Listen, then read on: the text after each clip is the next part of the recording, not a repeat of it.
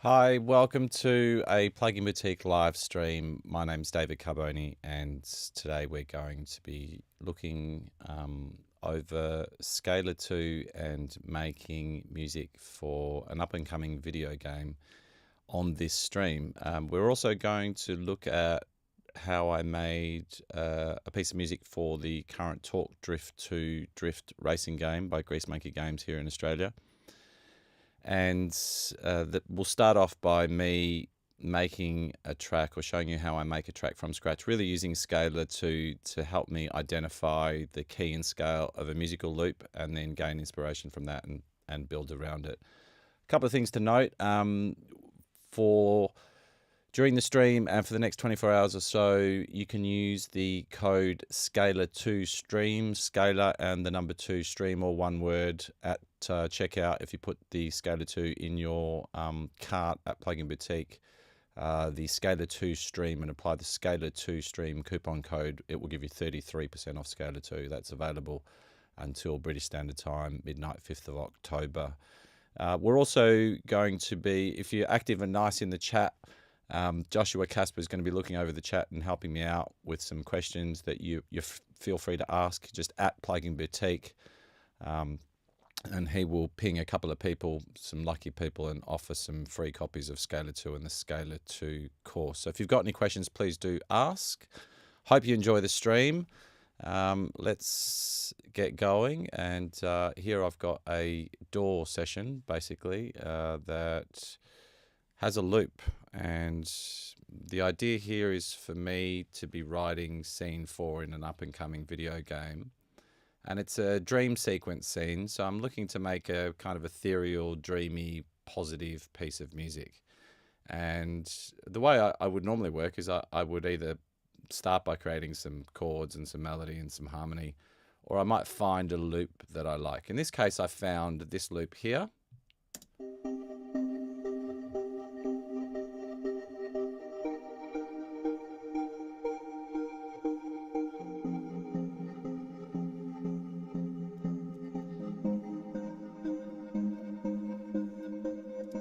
Yeah, so you get the idea. I've got some drums and a couple of little vocal effects, which I'll bring in later, which I've pre-prepared. But really, for this piece of music, I started with that loop. And the first thing was to try and work out what key and scale it was in and get some chords to match. And that's really the reason why Scalar was invented, really to help you harmonize a tune and to help those of us who might not be as musically theoretically able to find some chords and find some material that go with it.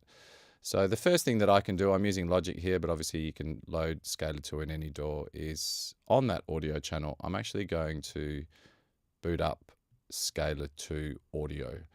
And that will give me Scalar 2 audio. And if I hit play now, you can see the loop is coming through. So the first thing I'm going to do is just pull that threshold down a little bit, make sure it captures all the audio. Hit record, and let's see what we get.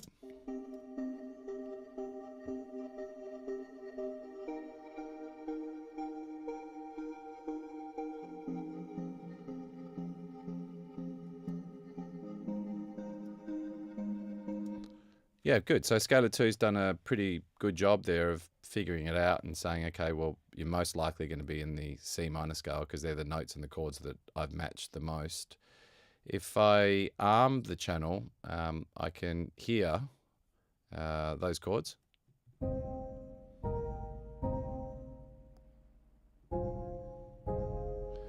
So you can see that it's basically saying, well, it's a C minor, E flat major, F minor, A major. And sometimes with Scalar, I find that, just hitting stop, hitting start again, depending on where the threshold is, it can pick up the chords a little bit more accurately, given the nature of real-time detection.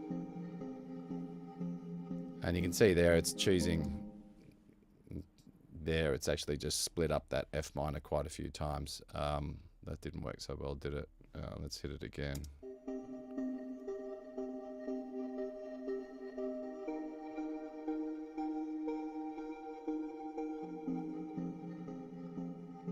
Yeah, much better. Okay, great. Okay, much better. So it's kind of giving me those chords, the C, the E major, the F minor, and the A flat major. So I could just use those chords. These are the diatonic chords. They're basically the triads in the C minor scale that matches. To make it more interesting, I could come up to voice grouping and it'll thicken those chords out a little bit nicer. So I'm always looking at Scalar and saying, okay, I don't want to use just the standard triads. I want the chords to be a little bit more interesting. I can choose a bunch of profiles in the voice grouping. Those of you who use Scalar have watched many of my videos know that I really love the voicings categories, because they're categories that we've kind of said, okay, they're going to be the same diatonic chords, but they're thickened out really to suit a song a little bit better. So in this instance, if I turn voice grouping off and I go to voicing 2, that gives me these kind of, you know, chords that are designed almost to make a song a little bit better. Here I'm just going to hear how this sounds over that loop.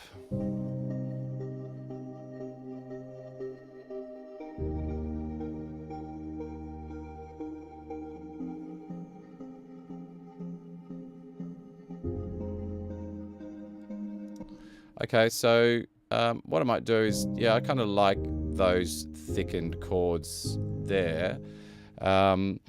So I'm going to get rid of that scalar audio. I think it's told me enough of what I want, and now I'm going to come into, you can see I've got these tracks. I've created these tracks because I know what I want to create. I want to create chords to accompany sequence, rhythm, melody, arp, and bass, and I'm going to have Scalar do the lot.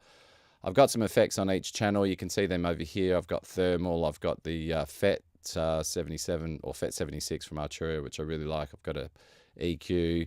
I've got the fantastic transit from Plugin Boutique there, and yeah, I've got a couple of delays on the other channel. So there's a few effects already there, but pretty much you can be following me and just adding a similar type of effect. So here I'm going to pull up a Scalar 2, and I'm going to start to write some chords, the ones that we've already seen. I'm going to pull this Scalar 2 over, and I knew I was in C minor, so I'm going to choose the C minor scale. I knew I liked Voicings too, so I'm going to choose that there. And instead of the felt piano, let's go a synth, and I'm writing for a dream sequence, so there's an internal sound here that says dream on. That sounds cool. Okay, and I'll quickly hear how that sounds over that loop, using those chords.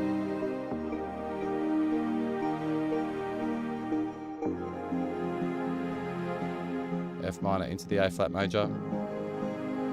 So that's kind of the chords of the loop as the audio detection told me. So it's a 1, 3, 4, 6, if you like.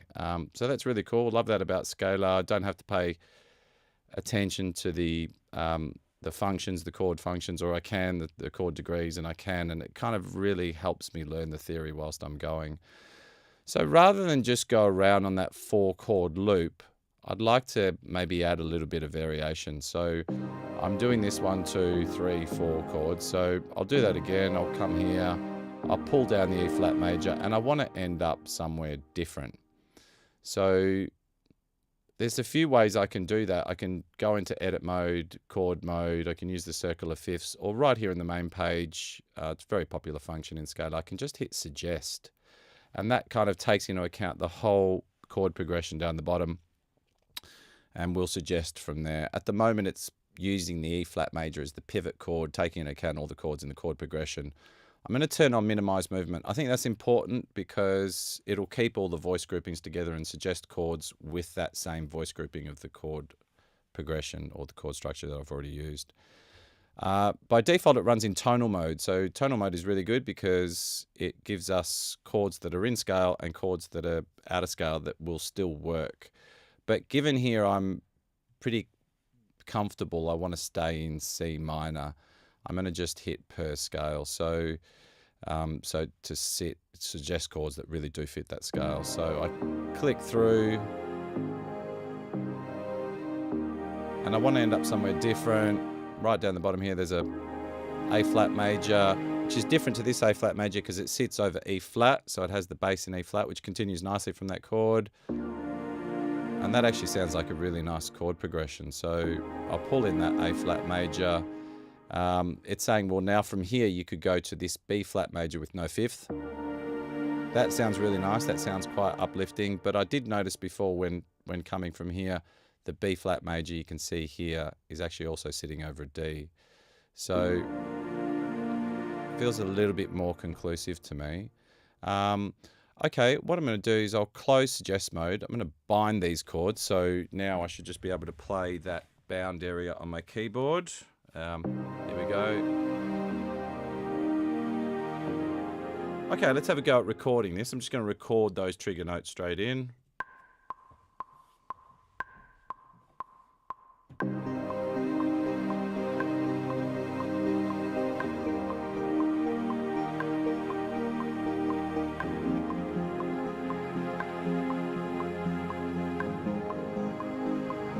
Back to the C minor.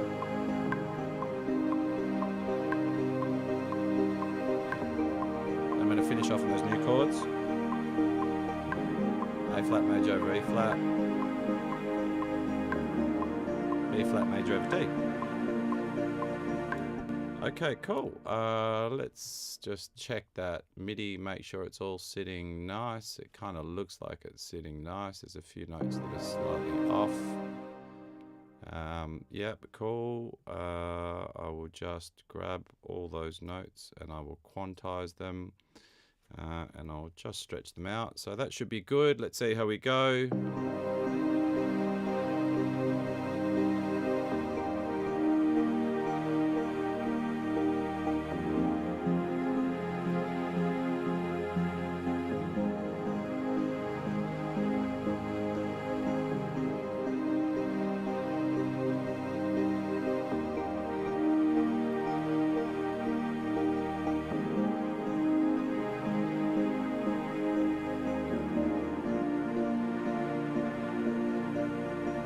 Okay, cool. So I found some nice chords thanks to Scalar. I know I'm in C minor, so now what I want to start doing is coming up with some different harmonies and a little bit of movement. So the first thing I'm going to do is I'm going to pull these trigger chords because I know I'm going to use them, and I'm going to create a sequence. So I'm going to pull up another Scalar 2. And what I might do is I'll go back to the original Scalar. And in order to get these chords straight across, there's a few ways that I can do that. I come up and hit the S logo. I go to the sync because that's what I want to do. I want to start syncing. I could just sync the entire state, or I could go into live sync mode, which is a really nice feature. I think we introduced somewhere around Scalar 2.7. And I can start the live sync. And what it'll do is it will sync all the currently open Scalars, of which there are 2, of course. So if I come into the new Scalar that I opened, you can see down the bottom, bang, there's the chords. I might just also come in and select the scale. I like to select the scale because if I'm moving expressions and doing different things, it's nice for the Scalar to know what scale it's in. Okay, so it's a sequence sound, so I'm going to pull up synth, the internal sounds. I'm going to grab square, saw, and I'm going to go into performances, and obviously I'm going to choose sequences. So I could choose kind of any sequence.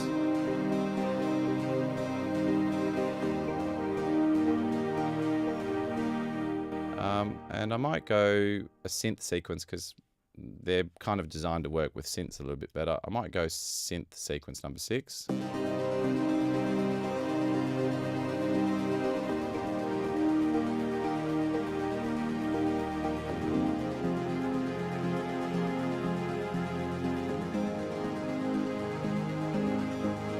Yep, good. So I'm going to ask Scalar to humanize those notes. I can come into the humanize menu and I can humanize the velocity, so the loudness of each note, the timing, or both, or I can quantize or swing. I'm just going to keep it on velocity. I don't want it to move the timing. I like it to be pretty much on. I might move the timing for some of the other parts that we bring in, and that's just going to just slightly alter the velocity of each note, which is cool. It gives me a bit more of a played feel, if you like.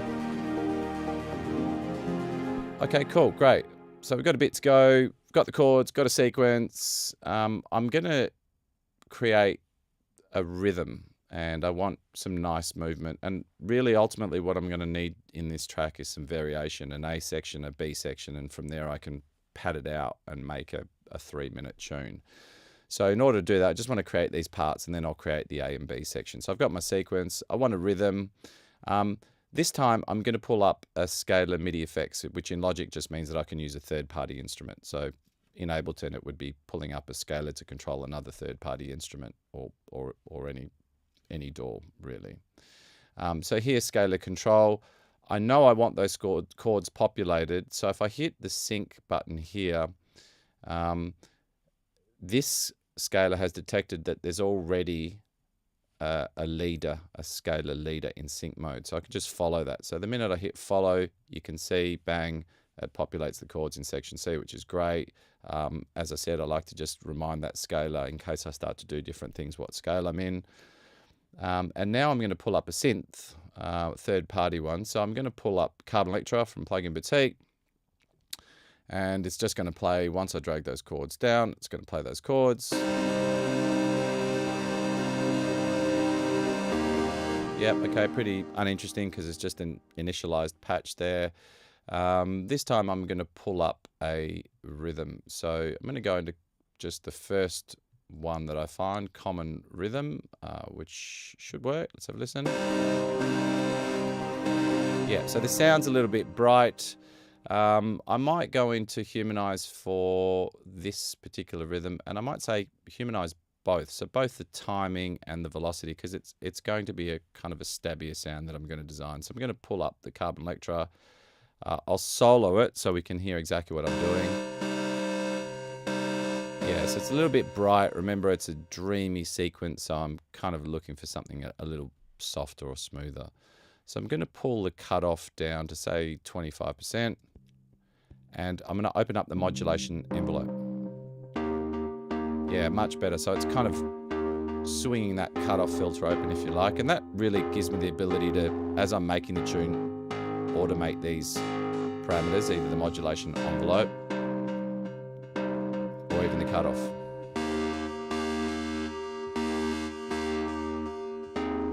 And that'll work much nicer with...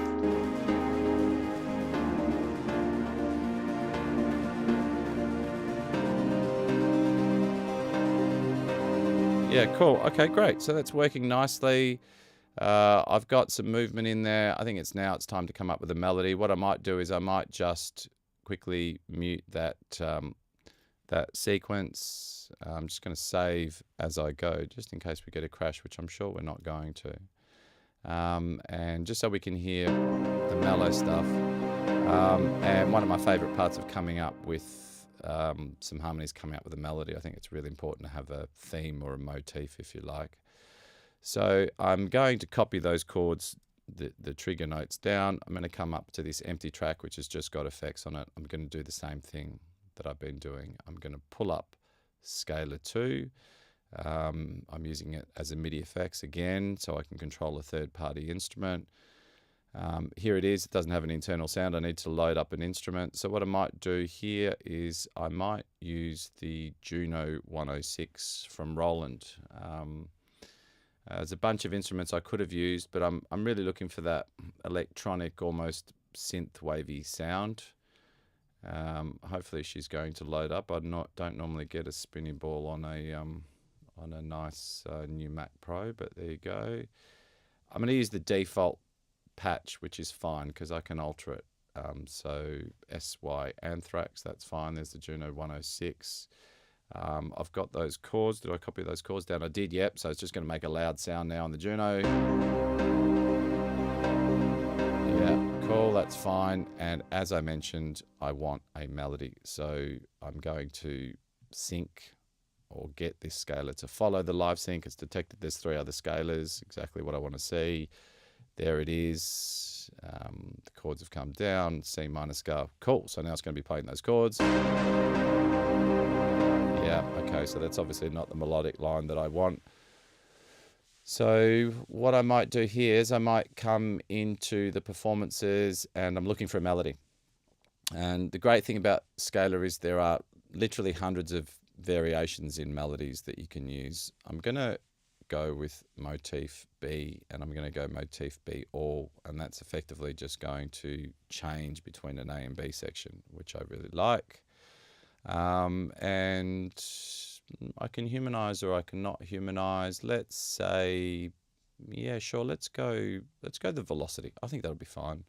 And let's have a listen.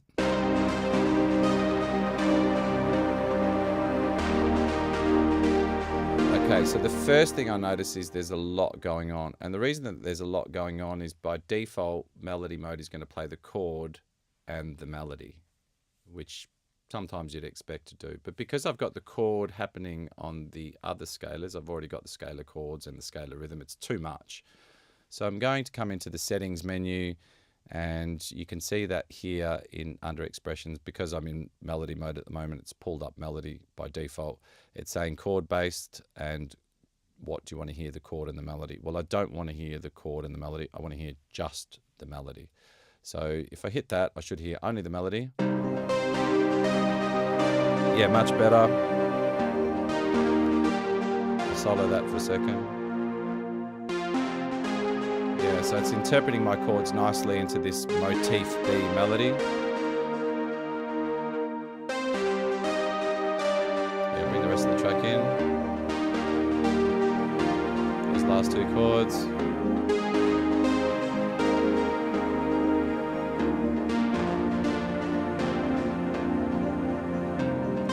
Yeah, cool. So I'm starting to build the track nicely. I've come up with a unique chord progression. I've used Voicing 2 to give me not just the standard diatonic and triad chords, and I've used Suggest Mode to really give me a variation on the end there with that A flat major over an E flat and a B flat major over a D. That's really going to come into play when I create a bass line.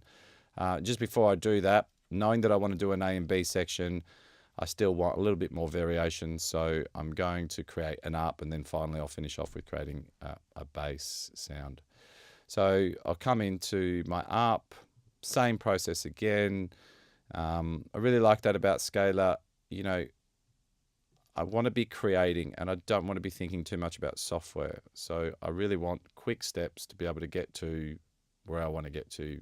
And Scalar is really cool like that. And that's why I like using those trigger chords. I can move them around. I'm in sync mode, so I can go back to the original Scalar, change the chords, everything will change. And it really keeps me in that creative process that's not restricted by what the software wants me to do. Follow live sync. There you go. There's my chords. Come into the scale, hit the C minor scale.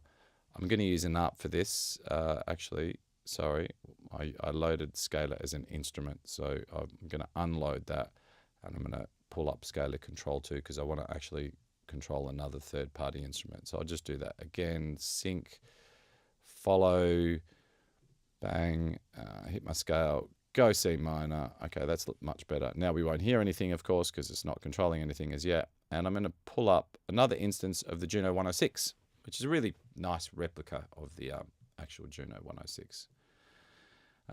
This time I'm going to come up to the presets, and I'm going to be using an ARP from Scalar. So let's call up Pluck Piano. So I should have the chords there. Yep, there you go. So at the moment, it's just playing those straight chords. I want an up. So I'm going to come back to Scalar, and I'm going to say, let's use an arpeggio. Okay, cool.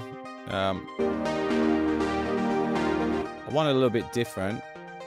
I might say, instead of just playing the up, just up in order, I might go, let's go up and down. So it should go up and down. Yep, cool, great, following the chords. I might actually ask it to play faster, so ask it to play in 16ths.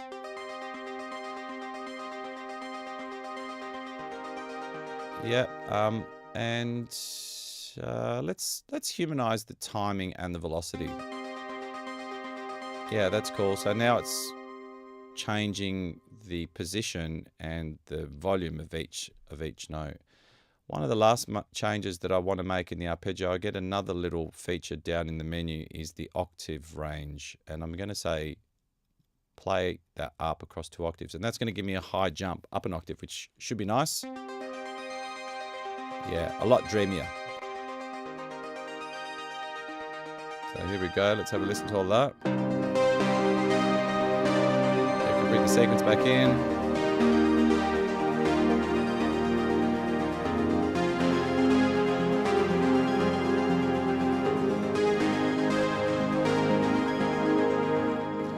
Good. So I'm starting to get the majority of my tune together.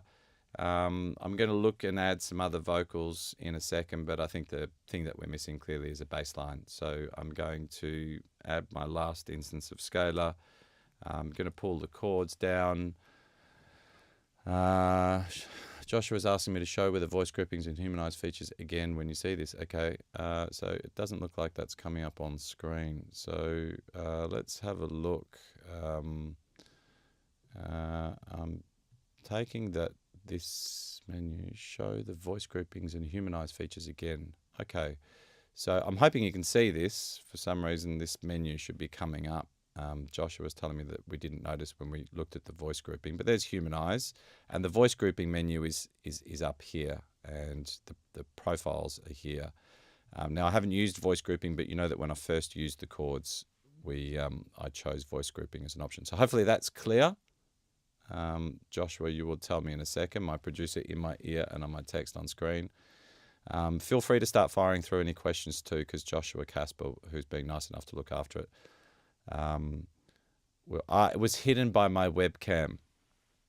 Okay, very silly me. I did get told by my producer that if I put anything up in the top right-hand corner, just be aware your webcam is there. Apologies.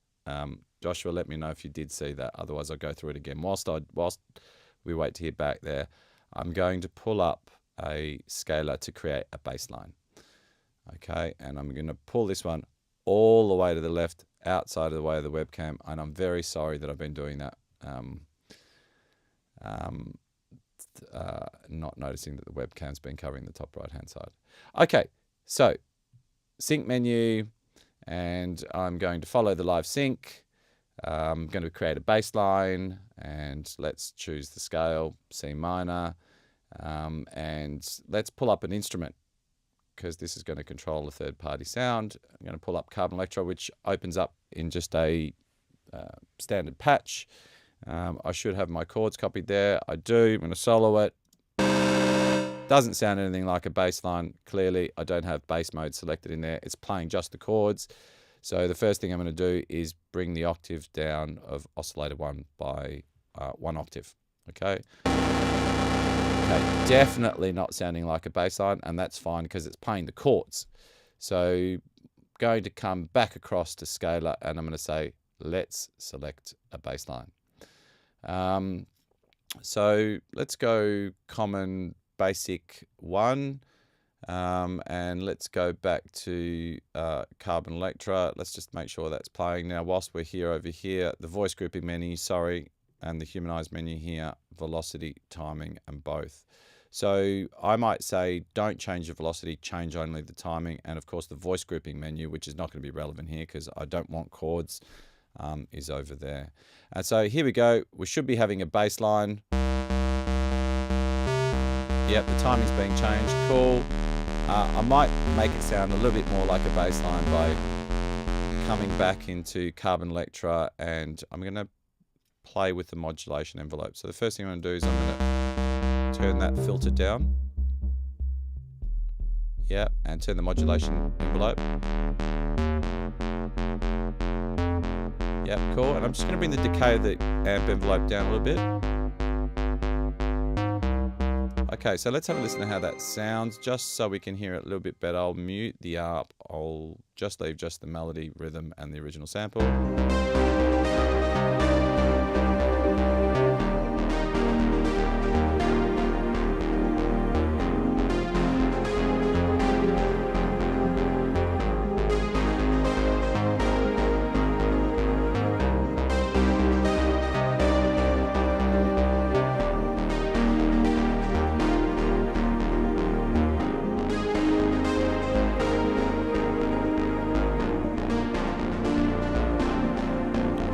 You may have noticed, I certainly did, that the last 2 chords that I added, that bass was way too low. And the reason is because I used minimize movement when I used the suggest mode, and it played the A flat major and then it played it over E flat. So that E flat and the D is playing really, really low. So what I need to do, and just to demonstrate that, if I, solo that and come in and hear those last two chords, yeah, you can see that bass is too low. So that's fine. I can change that within Scalar, nice and easy. I can come back into the Scalar. It is in follow mode. And in this instance, I'm going to select both of those chords. I want them up an octave, and probably the easiest way for me to do that is come into edit mode. Both are selected. I can change the octave, the inversion, or the semitone. Well, I don't want to change the latter two. I just want to change the octave. I want them both up an octave. So there they go. They both come up an octave. Because I've changed that, this scaler came up and said, well, hey, you're not following those, just warning, you're not following those chords anymore. That's cool. I know that now. Let's quickly check that. Should now playing up an octave. Yeah, much better.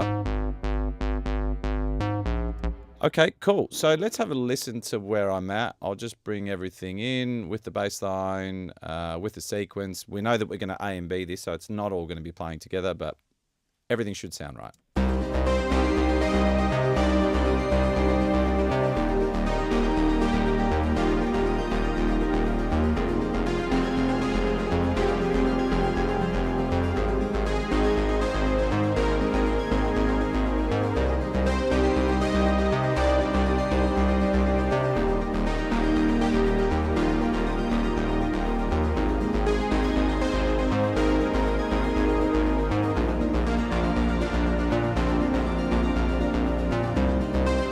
Okay, so I've got my idea down for a tune. For me, when I'm writing a tune, this is probably the bit that I'm most excited about, because Scalar's done the work. I've got all the harmony in play, and now I can start to add some other bits. You know, I don't always just want to be sitting within Scalar. I want Scalar to have suggested all the harmony, make sure that I'm safe, that I got a good vibe going, that I'm on the right direction, and now I can start to look at third-party plugins, samples, anything. I know I'm in C minor, so really your library and your sample library is the limit. You could be using Loop Cloud, you could be using any Contact instruments, and I'm going to do exactly that now. A couple of quick questions. Matthias says, any plans, thoughts about implementing drum beat features? There are, and I might answer that with another question here. The live sync is so useful, says yeah, but it's hidden in a very obscured menu. Please make it more prominent. More people should know about it. Yeah, look, I totally agree. I totally agree with many things about Scalar that is hidden and a little complex. I mean, that's why we created the Scalar 2 official course. I'm really pleased to announce that we're well and truly in development for the next major version of Scalar, and I'm personally so excited about it because there are roadblocks using Scalar. It's become quite a complex instrument, and what we've needed to do is really think about how we can make it very obvious, very Scalar, but redesign that whole user experience so there's no hidden menus, everything's very clear, and we're well underway. And we've got Koala DSP, who are, you know, a fantastic bunch of genius, lovely coding teams in Holland, in the Netherlands, who are working on the next major version of Scalar. There's also another major product coming out at the end of the year, which they've been working on, and they're fantastic. So yeah, the future's very, very good. And I want to address both those points and say, yes, absolutely, there are thoughts and plans in place for that, Matthias and both, yeah. Okay, great. So let's start adding some stuff. So I've got the main gist of my piece. I want to start harmonizing a little bit more, if you like. So you can see that I've got an arcade vocal pre-prepared there. But even before I do that, I just want to show you how I might go, okay, cool, it'd be really nice. It's ethereal. It'd be really nice to have some kind of choral vocal. So I'm going to use Vocalize, which is an instrument pack that I really like, a Contact library. So I'm going to pull up Contact 7, and I'm going to wait for it to load. I think I've kind of played with this session a few too many times today, and things seem to be taking a little while. Vocalize is what the pack is. Yeah, fantastic pack from Heaviosity. I'm going to use Vocalize 3. Now, there's a bunch of different presets that I could pull up. Melodic phrases, intervals, rhythmic pedals, scrapes and drones and vowels. I'm going to go intervals, and what that'll do is that'll play, you know, major seconds, minor seconds, major thirds, etc., etc. And because I've got Scalar to help me, I know what those intervals can be. So, oops, bit of a mic hit there, sorry. I'm going to pull up intervals. I'm going to pull up Carla. She's got an amazing voice.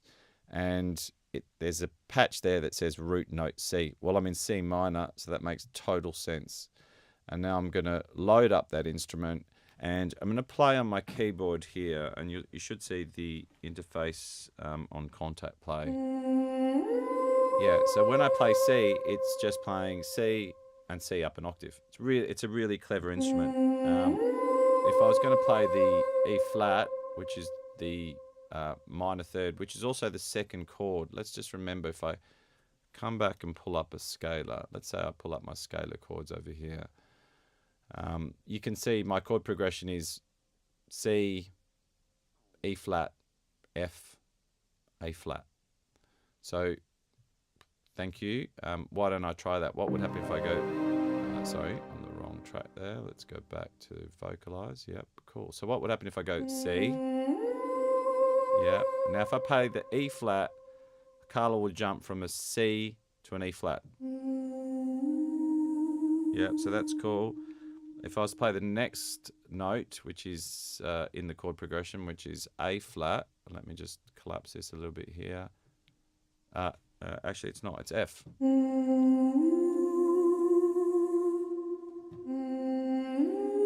Yeah, A flat, and then I can come up to the C. You know what? I'm in C minor. I don't have to follow those chords.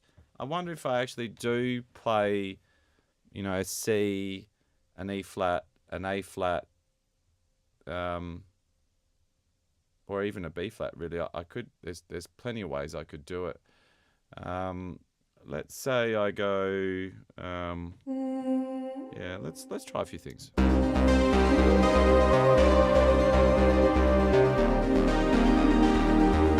could go to the F.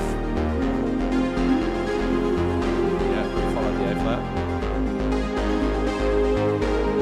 Okay, so there I was following the chords, but what I might do is I might go, you can see it on the contact keyboard there, I might go the C, E flat, I might come up to the A flat, and then I might come up to the,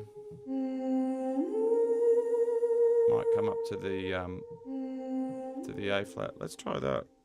So I'm still playing the notes of C minor, if you like, but I'm just jumping around. Let's see how that harmonizes. That's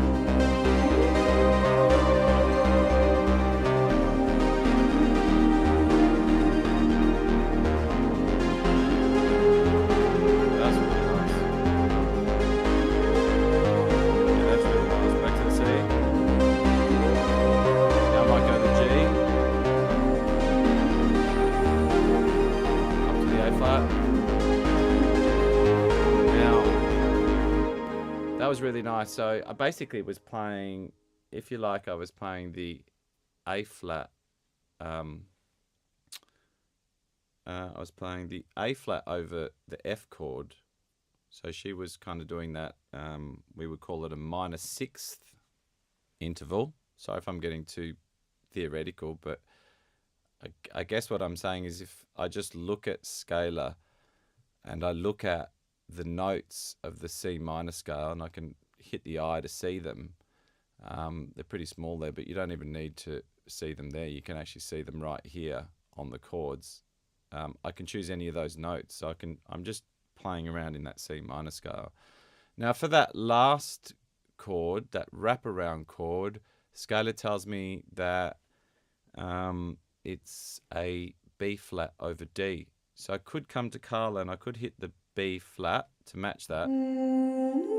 It'll play that minor seventh, which is nice. It'll go with it. I'm just curious though, if I go up an octave and hit the D in vocalize, it should play the D and fall back to the C. And given that this B flat major is over a D, that should work. Yeah, okay.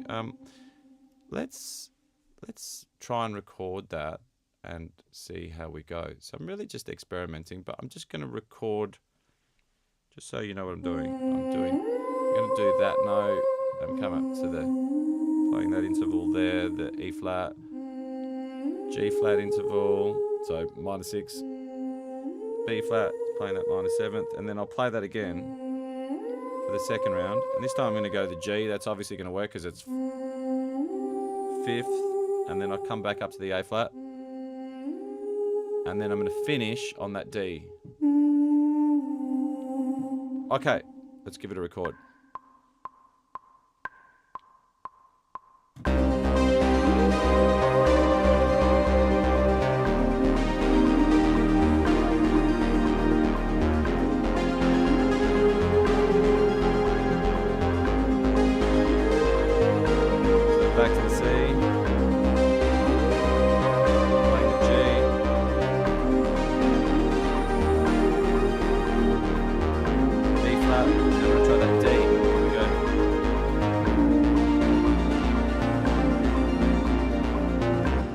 Okay, that sounded really nice to me, and I think sometimes, you know, being not I mean, the whole reason I created Scalar and I wanted Scalar to be created is that, you know, I'm not a musical genius like many of the people that I work with who just, they think that way. They think in terms of harmony and all the different expanses within the theoretical realm.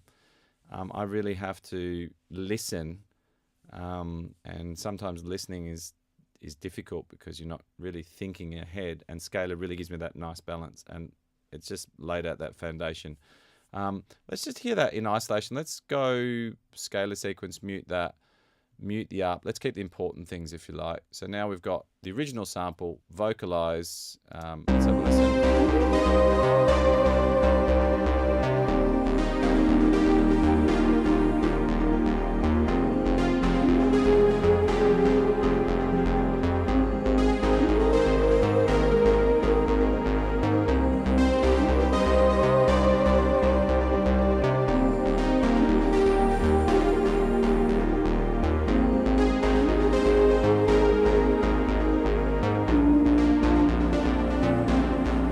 Great. Okay, so now I'm gonna just save that, and I'm gonna pad out this tune very quickly because I think I've got everything I need. So I think Joshua Casper is running a poll at the moment. Do you own Scalar 2 already? So we encourage you to take the poll. Don't forget, active, nice chat and questions will give you a chance of winning a copy of Scalar 2 or the Scalar 2 official course. Don't forget the Scalar 2 stream discount offer is available to you guys who are watching at the moment. Just go over to Plugin Boutique if you don't own Scalar 2, add it to your cart, use the coupon code Scalar2Stream, all one word, 2 the number 2 of course, and apply that coupon for 33% off. And yeah, chat to win a copy of Scalar 2. Okay, so now it's time for me to make an A and B section. I think that's really important. And this is the way I like to make tunes. You can see that I've got drums in the background, but I'm not going to get to those yet. I'm going to make my B section. I'm just going to copy everything across. Okay, and now I think it's very important to have an A and B section working nicely because it enables variety and enables us to really make a 3-minute tune very quickly. So what I'm going to do is, first part, I'm going to say, yeah, play the sequence, play the ARP, but in the second part, let's drop the sequence. Let's drop the melody from the first part, so you should be able to see what I'm doing there. I've got a string and an ambient, so it doesn't matter. Let's drop the ambience from the first part, string in the second part, bass all the way through. Let's have, doesn't really matter. Let's go the ARP only in the first half. I'm actually going to get rid of that original sample. I've got another sampled C minor ARP, okay, and I'm going to have that only in the first section. So now I've got this A and B section. I've got another vocal that I pre-prepared. It's an arcade vocal. Again, what I really like about these, whether it's loop cloud, arcade, or any other sample source or instrument, I can just come in and pull up a vocal and hit C minor, and I know it's going to work. So I've got an arcade vocal which basically does this.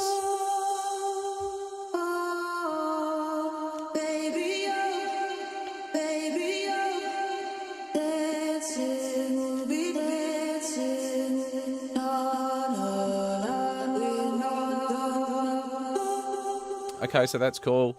That is actually going to work in the tune because it's in C minor.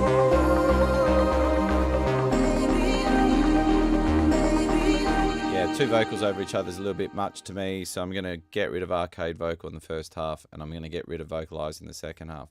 So effectively what I'm doing is I'm saying play the ARP, play the sequence, play this sample up, and then for the second half, and play vocalize, the first vocal I made, and then jump into the arcade vocal with the melody. I've got a little vocal effect here. Yeah, I'll add that in for good measure. I'll bring the drums in a second. Let's bring the crashes in. Let's have a listen to that A and B section.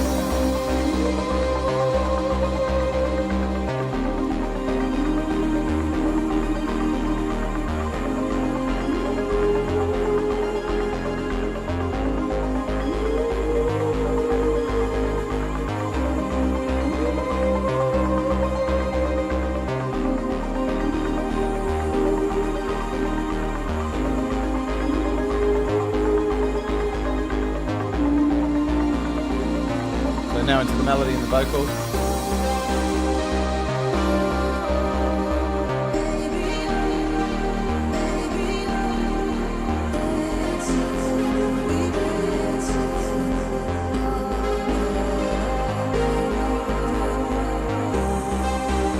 And I want the next section, I want these drums to come in, but no vocals. So it would sound something like this. I'll unmute the drums for the turnaround.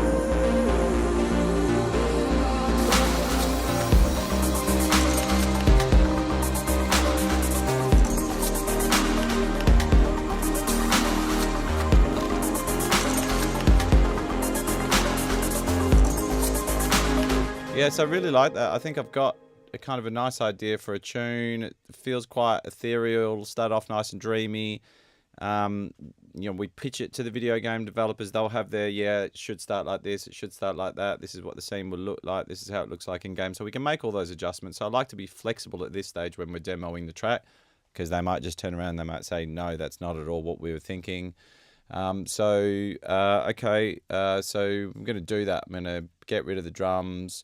And for the drop here, I'm going to get rid of the vocals and have the drums. So that'll sound exactly like I played it. I might do one more thing here, just to give me a little bit of variety in the actual sound of the chords. I might, I'm going to save it. I'm going to duplicate those chords, okay? Duplicate that scalar. And I'm going to use, at the moment, it should be doing exactly the same thing because I've just duplicated. Yep, it is. And what I might do is here I've got thermal, which is a distortion. Now, by the way, if you've got any tunes on this tune, I'm about to switch over to another tune and we'll hang around for a few minutes on that one. But if you've got any questions on this tune, please do ask them now. So for this variation here, I might get rid of, say, thermal, and I might pull up transit, which is Andrew Huang's excellent, fantastic multi-effects plugin, if you like. And that enables me to do a transitional effect, hence the name transit. I might come up to his preset and I might go the classic, and what that does is, just so you can hear it, gives you that nice riser effect. That sounds cool. I might bring the effect down to 50% so we kind of, we hear half the chords and half that transitional effect. It's really flexible, this effect. I really like it because you can either automate that transition, or I can actually say I want it to play automatically in loop. So I can turn on pendulum and turn on loop and hit play. And what that'll do is that'll trigger that dial box that we saw before. And I don't want it to happen in one bar. I want it to happen over 16 bars. So it should kind of transition up for 16 and come back down. So if I move this up to 16 bars, let's have a listen. Yeah, you'll see it moving here.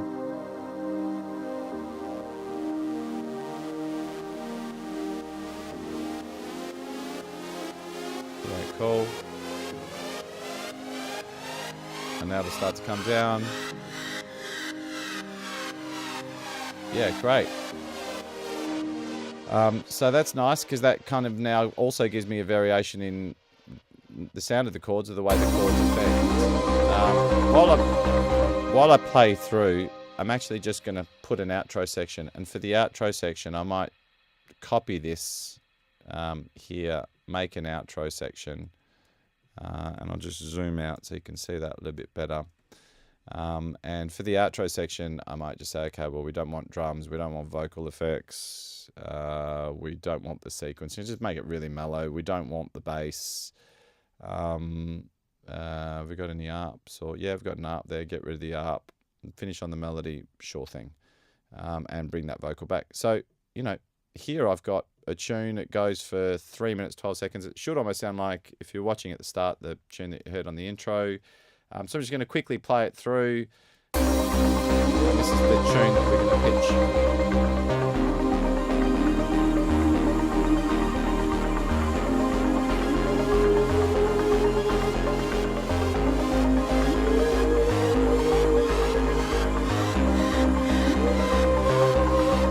Effect there from the Android One chord.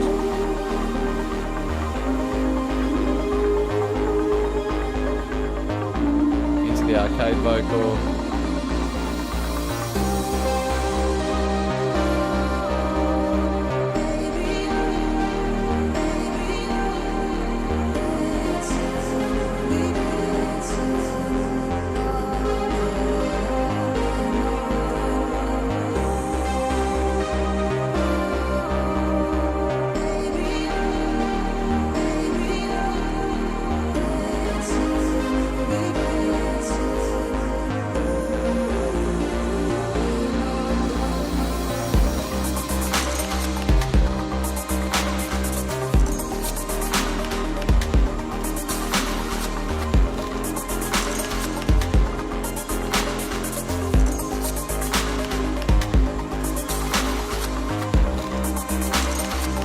The sequence, the arp, all kicking in nicely.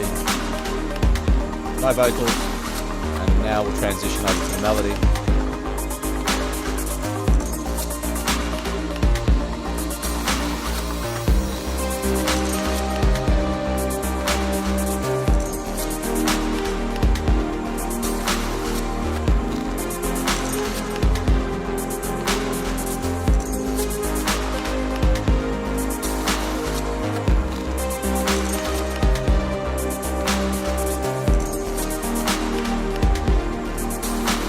Go to the outro.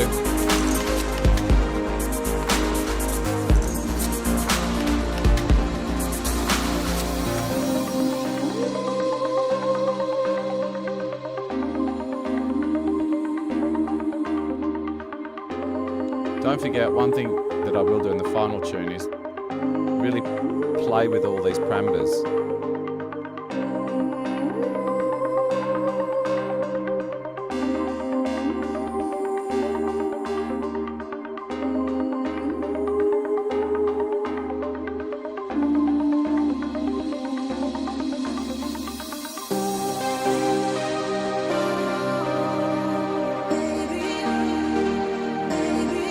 Melody.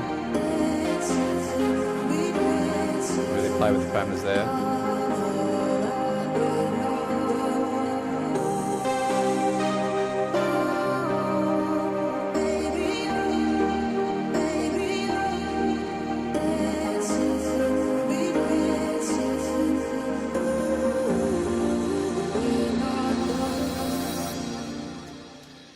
Yeah, so my takeaway there really was to just come up with an idea, use Scalar, find a loop quickly. You know, obviously when I do, we have quite a few projects here on at Samplify, so we really want to be in the right frame of mind and quickly come up with ideas that we think work nicely, and we can't afford to be spending a day being harmonically incorrect, and that's where I really love Scalar.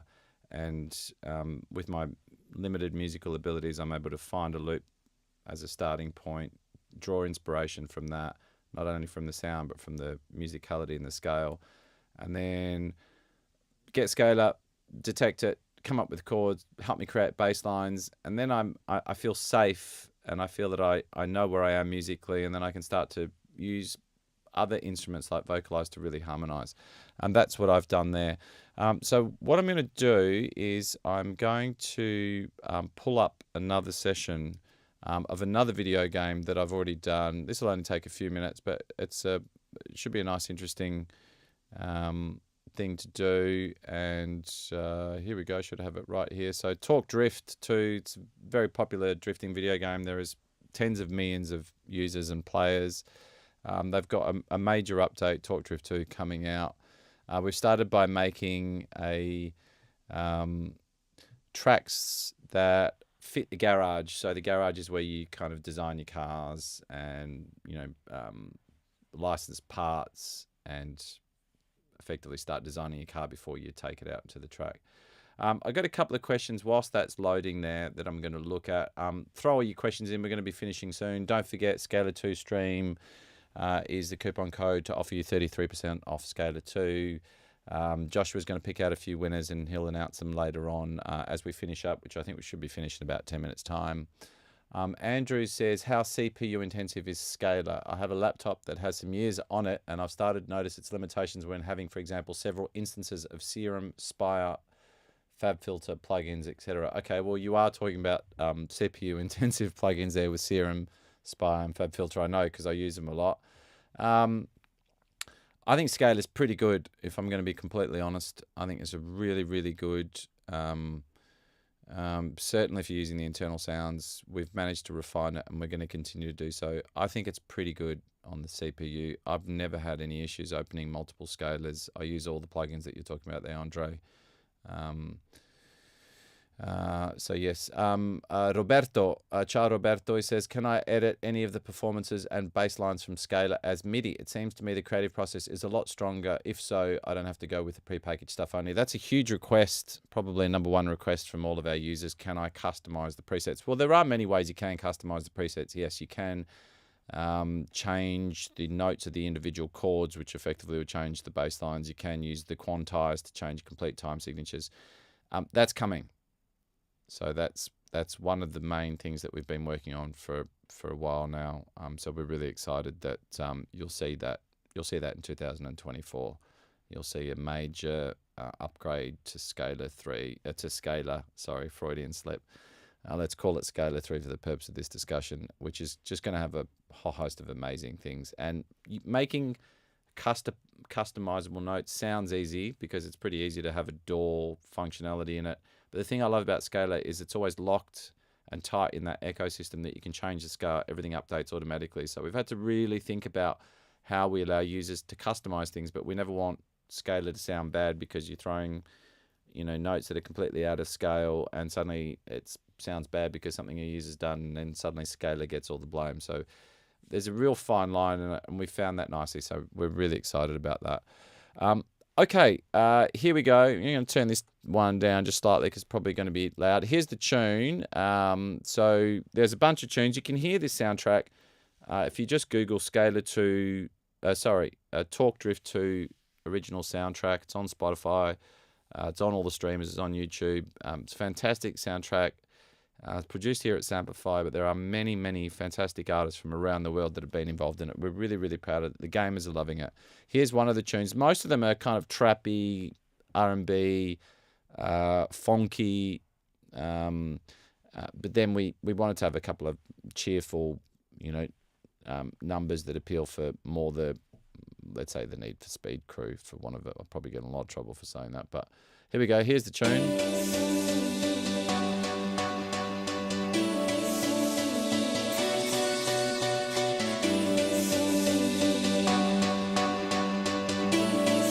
Here's the garage.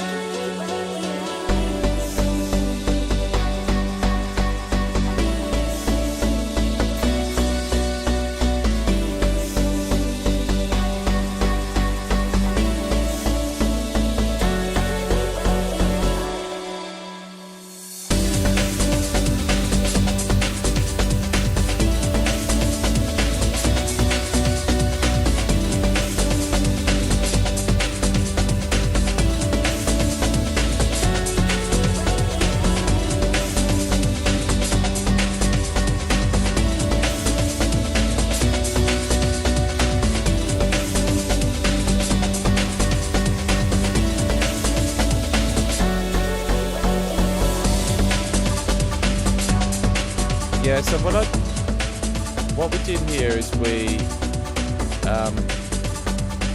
asked Scalar to help us come up with a chord progression and create a bass line. And that actually is going to bring me back to Roberto's question. Just let the track play out quickly.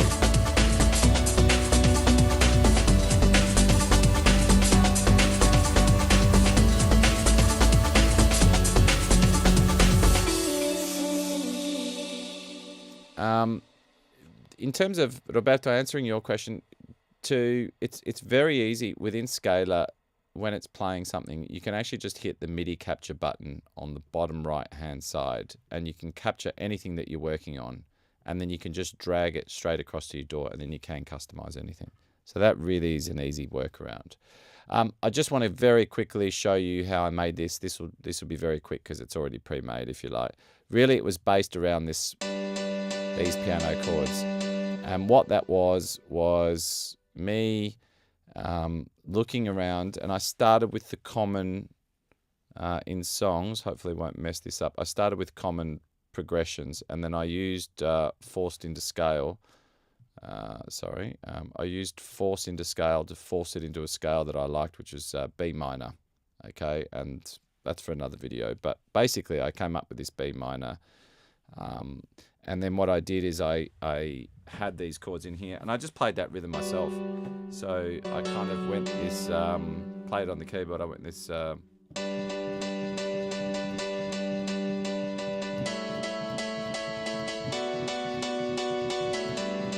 this time, I came down to that. So I'm kind of playing this. And then on the turnaround, I came and then finished on that kind of F minor.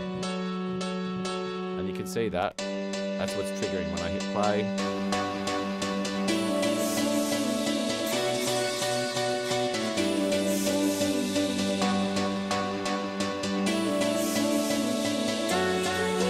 And what I wanted is just a bass note that followed those chords. So what I did is I went, let's say if I cycle around those chords there and solo them, I'll just cycle around these chords and solo them. I had Serum, there you go, Andre, Serum for you. And I don't have Scalar controlling it. I've just got a preset on Serum. And what I did is I pulled down those trigger notes. Now, what was interesting is that Scalar is using the trigger notes. It's playing 5, 6, 7, 8, which happens to be G, you know, because that's the trigger note. You can see it there, which is the 5th chord. You can see that's the trigger note for that chord, which also happens to be the right note. A, B. The only problem is the C is actually playing the A. So when I pulled it down, it wasn't right, but I wanted to keep that rhythm. So knowing that, here's the notes, here's the bass line. Now, it's too high for now, so the first thing that I want to do is grab it, pull it down an octave. Yeah, much better.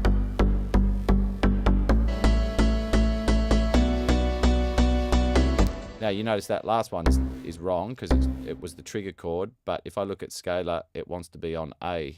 Yeah, because that's that last chord. So I simply pull that down to A, and then that's all going to be correct except the trigger note that I'm triggering for the F sharp minor, yeah, is actually sitting on F. So that I know should be F sharp. It just needs to go up a semitone. And now, really simply, I've got a bass line following the chords.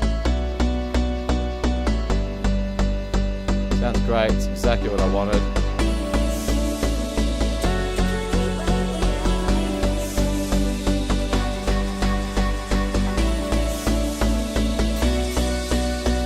And I just copied that piano across, then I had Scalar, copied it across, controlling, making it in a pad, added a beat.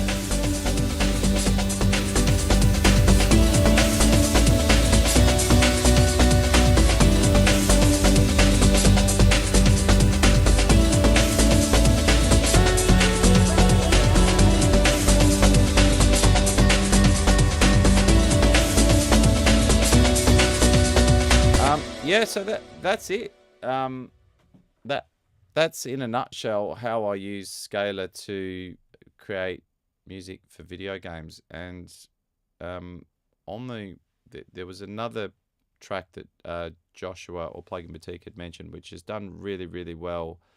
It's called The Flame, and it's for Punishing Grey Raven, which is a super popular game, particularly in some of the Southeast Asian markets, by Kuro and Kuro Game. And yeah, that was a really big project with, you can check it out on YouTube if you just have a look for The Flame PGR.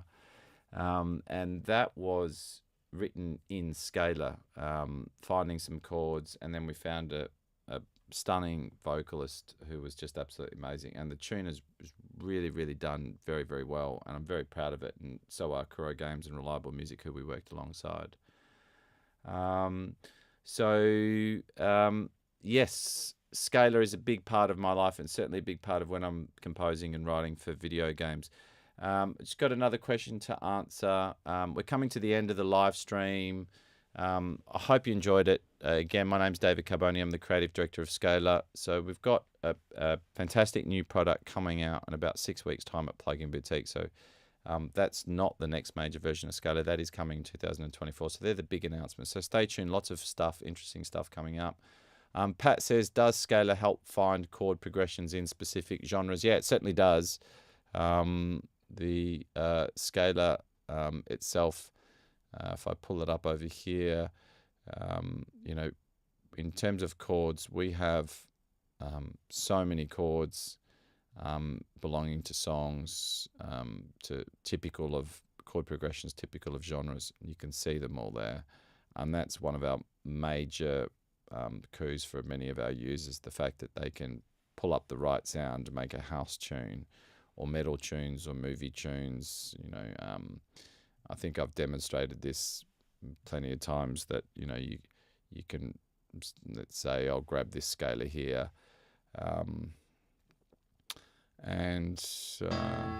oh, I went to myself. Sorry. Thanks, Joshua. Excuse me. Yeah. Okay, let's start that again.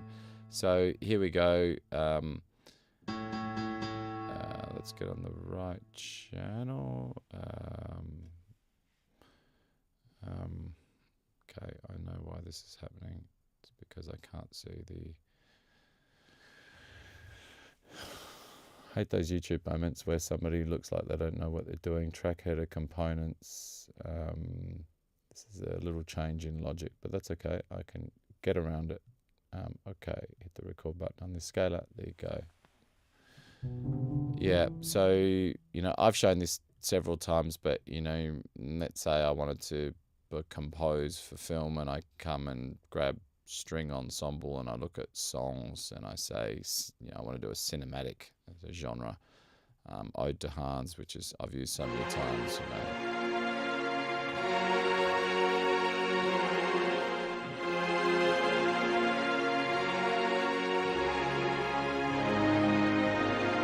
Yeah, or conversely, you could come to a vintage keys and you could say, let's try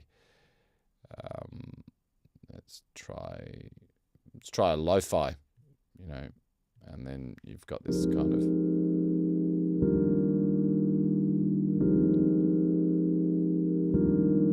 Yeah, so we've also got lots of artist chord presets, and yeah, it's a fantastic starting point for many of our Scalar users, where they'll just come up and grab chord sets from there.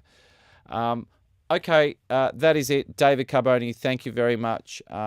Joshua, I presume you're going to give me some news. Otherwise, if my producer in my ear says I'm good to go.